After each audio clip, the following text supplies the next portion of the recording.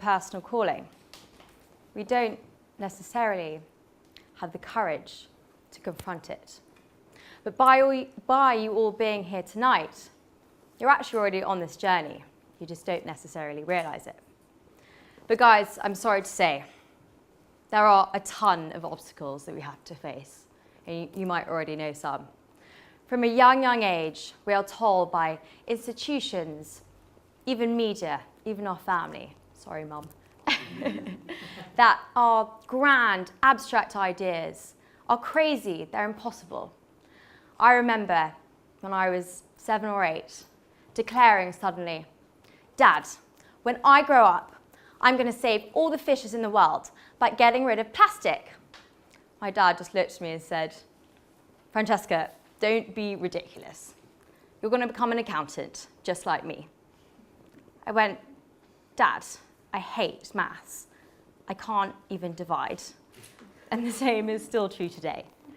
So these layers of fear and prejudice and guilt, they accumulate so much that one day we might wake up and our personal calling is invisible. And that's, I think, what's happened to me. And so if you can resonate with just some of what I'm saying, then I ask you and I urge you to have the courage to dig down deep within and rediscover that personal calling and that dream, because it is within you.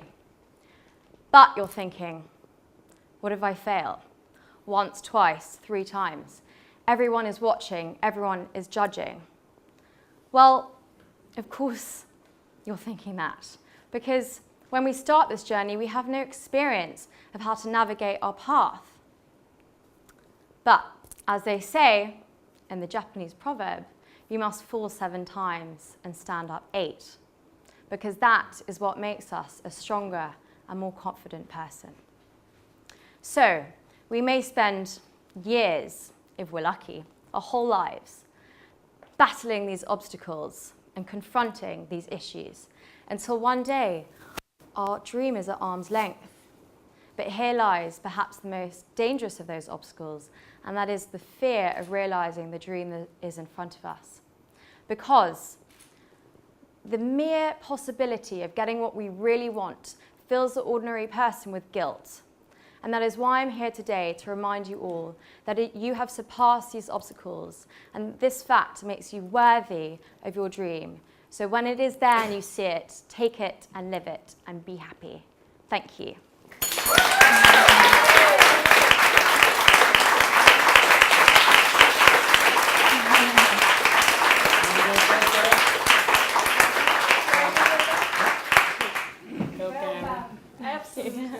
Amazing Very well done indeed. And I just have to start off by saying, when people get up and speak or when they present and I'm watching, what's really exciting is when I very quickly am imagining what you're going to be in the future. And I feel that I see before me a future fantastic speaker with just a little bit of kind of moulding and a little bit of thinking about stuff. I think your content's fantastic, and I love the tone of your voice. It really carries, and you're very rehearsed and controlled, which is fantastic. That's a good place to be. I think you need to let go a little bit of the rehearsal and of the control. There were a few moments where you stuttered around, I urge you to dig down into your dream. And because you suddenly connected really deeply with the emotion of what you were talking about, you started to stutter, which I really liked, because it was really real and really authentic. And if you can connect more with the emotion of what you're actually talking about and really care that they understand it and take it away with them rather than making sure you're doing what you rehearsed, I think you'll really, really come alive. There were little speckles of moment where you really came alive, and actually when you came alive you stuttered and did that, and I loved it, and I think that's way more real. So things like, when I was 7, that was very controlled, and you can just have a little play, just more conversation. When I was 7 years old, I da-da-da-da-da-da, and just have a play with that rolling inflection in the voice. La la la la, la la la la la la la la. da da da da da da. You know, just that really conversational kind of talking. But I really have a strong feeling that you're going to be fantastic. Thank you. Yeah. Thank you. Yeah. Go, girl. You're awesome. Okay, so go back to the clothing thing really quickly because you caught me in the bathroom and went, oh, speaking I'm in black. And I was like, well, so am I. We've practically got the same outfit on. It is very much about being who you are and connecting to your heart. And I think you're just rocking who you are. So please don't worry. Brighter colours obviously do make a difference, but go back to what you said in the bathroom. Don't panic. You'll be you orange, just letting you know. You're not getting away with it. So everyone's different and you have to connect to your uniqueness. Okay. Big Days is going, no. Okay. You're awesome. You have this sweet innocence about you that I love. Okay, and I totally agree with what Gary was saying about losing some of the control and connecting. Now, I often speak about being authentic and speaking from the heart. You're around here at the moment, and you are thinking in your head, I want you to feel this here. So I want you to dance and say your song. That's how I would like you to practice. You know, when you say discover and play, I just want to see you swinging your arms. First, I want you to do it in your underwear. I'm always getting people naked, okay?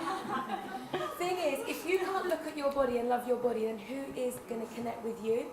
We have to be in our own bodies to connect with someone else's, and that's the whole point of what you're doing. And it's the whole topic of your conversation, which is great. I love the content. It's very much what I like to speak about as well. So play around with the underwear, clear some space, and then just play and flow. I did training contemporary dancing, so it's probably coming out.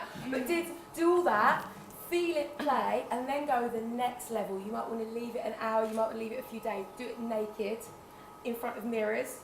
Yeah, because you're going to feel uncomfortable, you're going to want to look at your bits and go, oh my God, you're going to probably see bits you've never seen before because you're dancing. But the thing is, honestly, it will set you free, guys. Please, honestly, do you look at yourself and go, do you get up in the morning, look at yourself and go, oh, yeah, what are you telling your body? It's so important because that vibration will ripple through and it comes out. So just play and dance, and I think the differences in your tone and the differences in your expression you'll find, and then as you tell the different parts of your story, I think that it will encourage you to naturally move off the spot, because you should move a little bit, but I think you should, Elliot might talk about it, but you can organically find your way. But yeah, I love it, thank you, sorry. You're just like me. I know! I think she spends too much time sitting next to Gary. She Get does not excited because I love it. She does not need Yeah, encouraging. since she was talking about nakedness, we didn't. Oh no, I went off, sorry. Alright. Okay. So, good job. There's a few things I'm going to pick on here.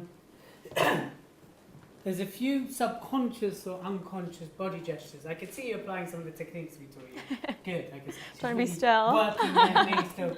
Like you came on stage, I don't know if you did this, but you grabbed your... Is this Okay. a default of yours? Do you do Probably, yeah. that? Right, so if you grab this, that's fine. Which meant you're tensing your shoulders, which meant throughout the talk you were slightly slumped. If you when you watch the video back, you'll notice that, which actually disempowers the whole message you were giving across.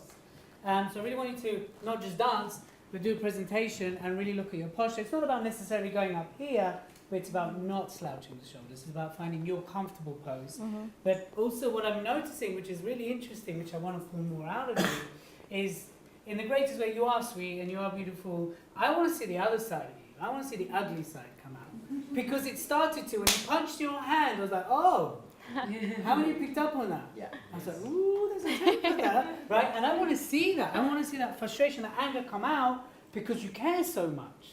Yeah. So people really go, whoa, you know, here's this, you know, sweet instant. Wow, she's really coming at us energetically, obviously. And I want to see more of that come out. Mm-hmm. I know you've come up heaps and bounds in terms of when you started with us to where you are now. So it's brilliant. This is I'm talking about next level for you.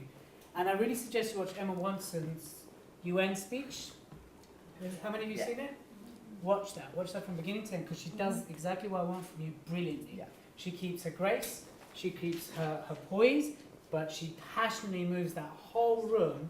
And in fact, what I suggest you do is learn it, model it, and then come back to your speech, because it's going to give it a whole different layer. Because when you were talking, I was like, oh my God, Emma Watson. That's exactly I was what I like, thought. oh, that's what I'm listening to right now.